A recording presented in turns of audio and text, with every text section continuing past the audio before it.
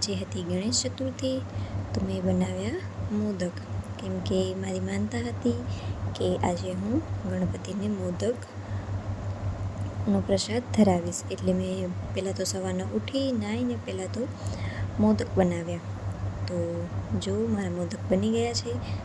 તો મોદક તમને કેવા લાગ્યા મને કમેન્ટ કરીને કહેજો. પછી મેં મોદક કરી લીધા પેક અને પછી હું ગઈ આજે ફૂલ લેવા માટે. તો ઘરે મારે ગુલાબ આજે ખીલેલા હતા, જાસૂદમાં ફૂલ ઘણા બધા હતા, મોગરાના બહુ જ ઓછા હતા, કોઈક ફૂલ હતા.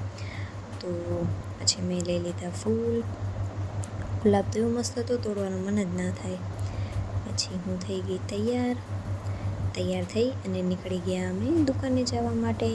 કેમ કે અમારી દુકાનની બાજુમાં જ એક ગણપતિનું મંદિર છે.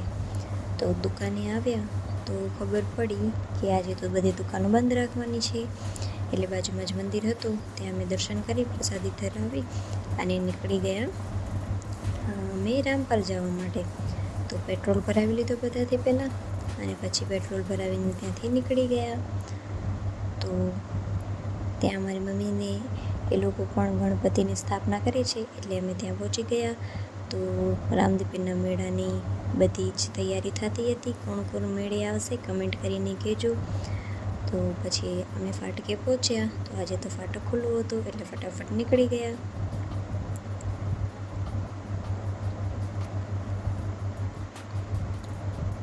બસ પહોંચી હવે અમે રામપાલ.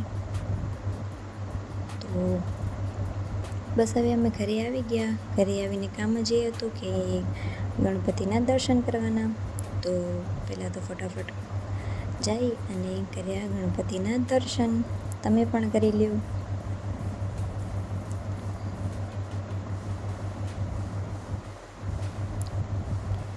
બસ દર્શન કરી અને પછી જમી અને નીકળી ગયા ત્યાંથી.